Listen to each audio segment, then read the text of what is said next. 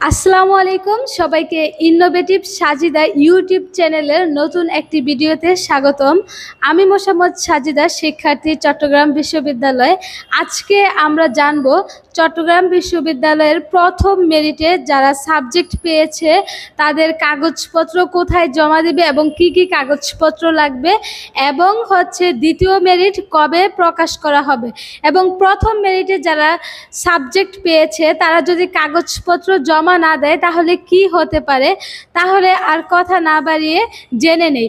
প্রথমেই আমরা চলে যাব চট্টগ্রাম বিশ্ববিদ্যালয়ের অফিসিয়াল ওয়েবসাইটে।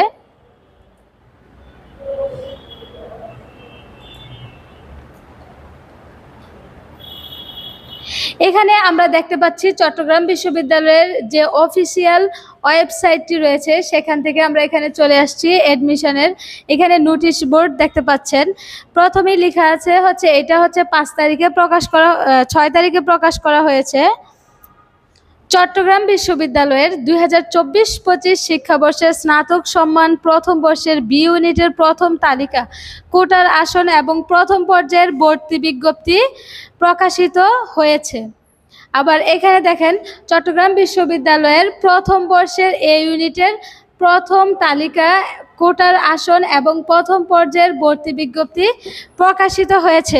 আমরা একটু নিচের দিকে স্ক্রল করলে দেখতে পাবো B1 উপ ইউনিটের প্রথম মেরিটে যারা সাবজেক্ট পেয়েছে তাদের কি কি কাগজপত্র জমা দিতে হবে এইগুলো সব এখানে দেওয়া আছে।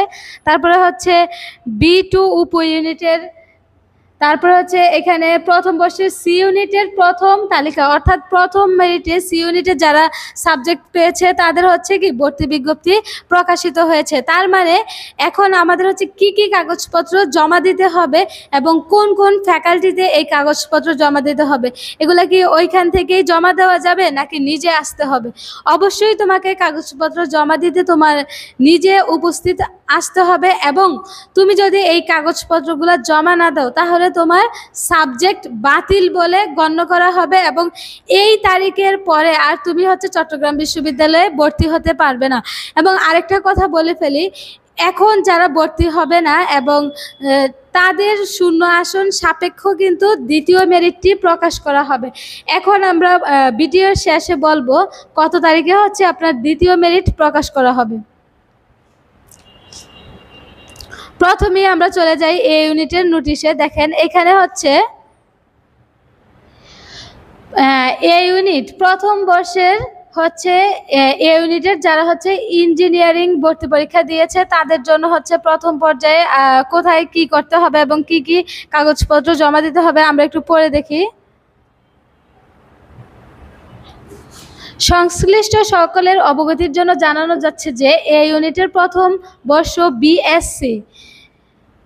বি ফার্ম বিএসসি ইঞ্জিনিয়ারিং ভর্তি পরীক্ষা 2024-25-এ উত্তীর্ণ অনলাইনে বিষয় বিভাগ পছন্দক্রম এবং কোটার সাক্ষাৎকারের ভিত্তিতে প্রথম পর্যায়ে সাধারণ আসনে এবং কোটার বিষয় বিভাগওয়ারি মনোনীত প্রার্থীদেরকে আগামী 6-7-8-11 ও 12 মে, মানে আমি আবারও বলছি 6-7-8-11 এবং 12 মে 2025 তারিখে অফিস চলাকালীন সময়ের মধ্যে নিম্ন উল্লেখিত কাগজপত্রগুলো এবং ফি সমূহ খামে নাম, তারপরে ভর্তি পরীক্ষার রুল নাম্বার, মেধাক্রম, মনোনীত বিভাগ, মোবাইল নাম্বার ইত্যাদি উল্লেখপূর্বক ইঞ্জিনিয়ারিং অনুষদ কার্যালয়ে জমা দিতে হবে।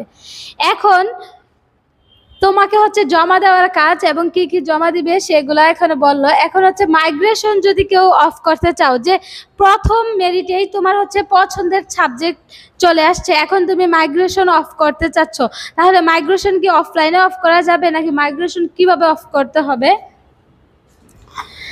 এখানে বলছে অন্যথায় ভর্তির জন্য মনোনয়ন বাতিল বলে গণ্য হবে, মানে তুমি যদি কাগজপত্র জমা না দাও তাহলে তোমার ভর্তি কিন্তু বাতিল হবে। মনোনীত প্রার্থীদের ভর্তি সংক্রান্ত প্রাথমিক কাজ সম্পূর্ণ হওয়ার পর আসন শূন্য থাকা সাপেক্ষ বিষয় বিভাগ পরিবর্তন, অটো মাইগ্রেশন ও দ্বিতীয় পর্যায়ে সাধারণ আসন ও কোটার বিষয় বিভাগীয় মনোনয়ন প্রদান করা হবে, যা ভর্তি সংক্রান্ত ওয়েবসাইটে প্রকাশ করা হবে। নির্দেশনা অনুসারে মনোনীত প্রার্থীদের ভর্তির প্রাথমিক কাজ সম্পন্ন করতে হবে। বিভিন্ন পর্যায়ে প্রাথমিক ভর্তি সম্পূর্ণকারী ভর্তি প্রার্থীদেরকে পরবর্তী ঘোষিত তারিখের মধ্যে চূড়ান্ত ভর্তির কাজ সম্পন্ন করতে হবে। এটা হচ্ছে প্রাথমিক ভর্তি, তারপরে কিন্তু আবার একটা চূড়ান্ত ভর্তি হতে হবে, ঠিক আছে। তাহলে বলছে যে বিষয় বিভাগীয় মনোনীত তালিকায় ভুলভ্রান্তি সংশোধিত ভর্তি কমিটি কর্তৃক সংরক্ষিত। উল্লেখ্য, প্রথম পর্যায়ে সাধারণ এবং কোটার আসনে প্রাথমিক চূড়ান্ত ভর্তি সম্পূর্ণকারী কোনো প্রার্থী অটো মাইগ্রেশন বন্ধ করতে চাইলে 13ই মে এবং 2025 তারিখের অফিস চলাকালীন সময়ের মধ্যে অনুষদ কার্যালয়ে লিখিত আবেদন করতে হবে। তুমি যদি মাইগ্রেশন বন্ধ করতে চাও তাহলে অবশ্যই তোমাকে কি লিখিত আবেদন করতে হবে এবং ইঞ্জিনিয়ারিং অনুষদে এই ইউনিটের জন্য আবেদন করতে হবে। এটা লিখিত আবেদন হবে ভাই, এটা অনলাইনে কোনো আবেদন হবে না। তারপরে দেখো প্রয়োজনীয় কি কি কাগজপত্র জমা দিতে হবে। প্রয়োজনীয় কাগজপত্র: ছবি, ফিস সমূহের তালিকা, পরীক্ষার্থীদের স্বাক্ষর সহ বিভাগ ও বিষয় পছন্দক্রম তালিকা। মানে তুমি একটা তোমার যে সাবজেক্টটা আসছে, মানে সাবজেক্ট চয়েস যে দিয়েছো, তখন তুমি একটা যে সাবজেক্ট চয়েস দিয়েছো ওইটার একটা কাগজ আছে, ওই কাগজটা নিয়ে আসতে হবে।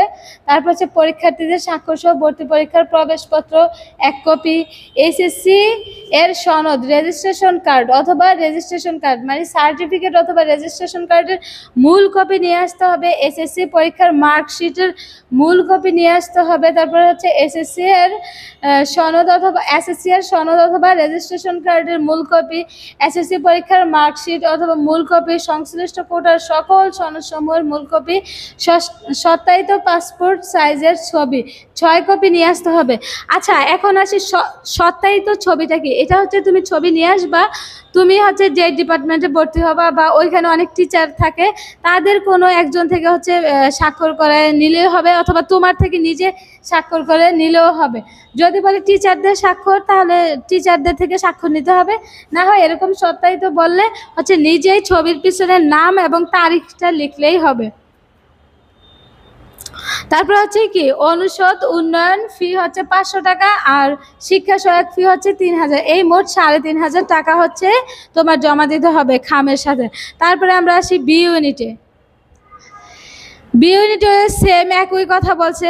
এখানে চট্টগ্রাম বিশ্ববিদ্যালয়ের বিএ সম্মান প্রথম বর্ষ 2024-25 শিক্ষাবর্ষে যে সকল শিক্ষার্থী মেধাক্রম অনুযায়ী বি ইউনিট, B1 ও B2 উপ ইউনিটের কলা ও মানবিদ্যা অনুষদ সাধারণ এবং কোটায় প্রথম পর্যায়ে বিষয় মনোনয়ন পেয়েছে, তাদেরকে কলা ও মানবিদ্যা অনুষদের কার্যালয়ে উপস্থিত হয়ে আগামী 6, 7, 8, 11 ও 12 তারিখ শিক্ষা সহায়ক অফিস 3000 টাকা ও অনুষদ উন্নয়ন ফি সহ মোট 500 টাকা সহ মোট 3500 টাকা জমা দেওয়ার জন্য বলা হয়েছে। এখানে এ ইউনিটেও 3500 টাকা, বি ইউনিটেও 3500 টাকা। এবং কি কি জমা দিতে হবে, মোবাইল নাম্বারটাও লিখে দিতে হবে। পরীক্ষার্থীদের স্বাক্ষর সহ ভর্তি পরীক্ষার প্রবেশপত্র 1 কপি, এসএসসি রেজিস্ট্রেশন কার্ডের মূল কপি, ল্যামিনেটিং করা যাবে না, ল্যামিনেটিং ছাড়া। এইচএসসি মার্কশিট প্রশংসাপত্রর মূল কপি ল্যামিনেটিং ছাড়া। এখানে একটু ভিন্নতা আছে, দুইটা ইউনিটে কিন্তু আলাদা আলাদা কাগজপত্র চেয়েছে। তারপর মার্কশিট ও প্রশংসাপত্রের মূল কপি, তারপর রেজিস্ট্রেশন কার্ডের মূল কপি।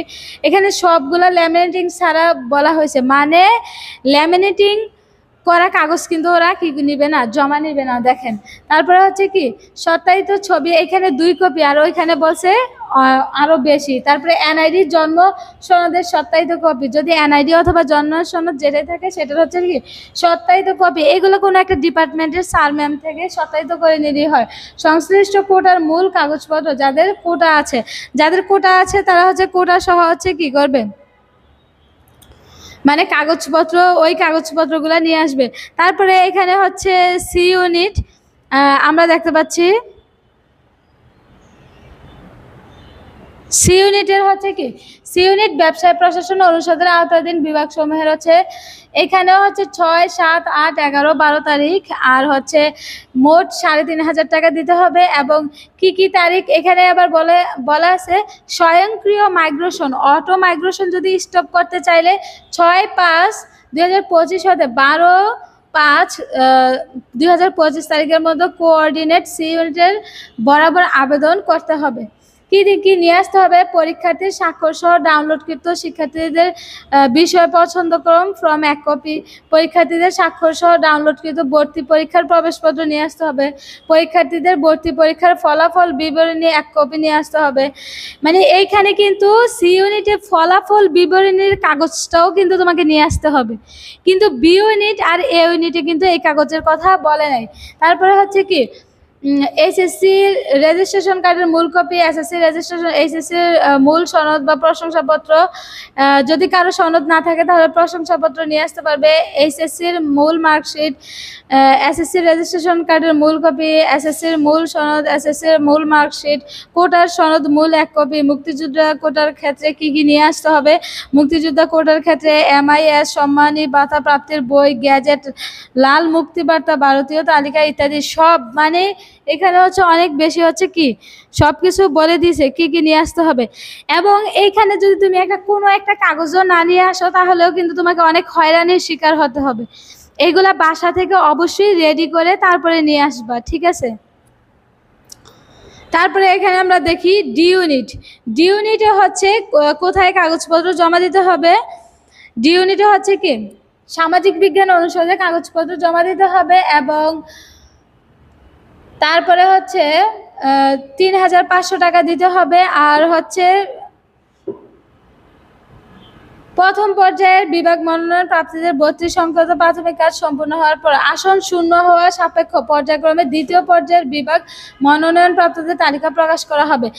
এখানে কিন্তু দ্বিতীয় মেরিট যে প্রকাশ করা হবে স্পষ্ট ভাষায় বলে দিয়েছে। এবং দ্বিতীয় মেরিটটা কবে প্রকাশ করবে আমি বলছিলাম ভিডিও শেষে বলবো। আমাদের এখানে সমাবর্তন হচ্ছে 14ই মে, এবং সমাবর্তন নিয়ে হচ্ছে অনেক কাজ আছে, সেজন্য হচ্ছে সমাবর্তনের আগে আর কি করবে না, মেরিট প্রকাশ করবে না। মেরিট আমাদের এখানে মানে কাগজপত্র জমা দেওয়ার লাস্ট ডেট 12 তারিখ, 13 তারিখ থেকে আমাদের এখানে অফিসিয়াল বন্ধ থাকবে 15 তারিখ পর্যন্ত। মানে 14 তারিখ সমাবর্তন, 15 তারিখেও বন্ধ থাকবে। তাহলে 15 তারিখেও কাজ চলবে না। তাহলে তোমরা হচ্ছে 16 থেকে হচ্ছে 20 বা 22 মে এইরকম কোনো একটা ডেটের মধ্যে হচ্ছে তোমরা হচ্ছে তোমাদের দ্বিতীয় মেরিট কি করা হবে, প্রকাশ করা হবে, মানে সেকেন্ড কল করা হবে। এখানে কিন্তু তারিখের কথাটা একদম স্পষ্ট ভাষায় বলে দিছে, এই যে 6, 7, 8, 11, 12 মে, 25, মানে এই সময়ের মধ্যে তোমাকে কি করতে হবে, আসতে হবে।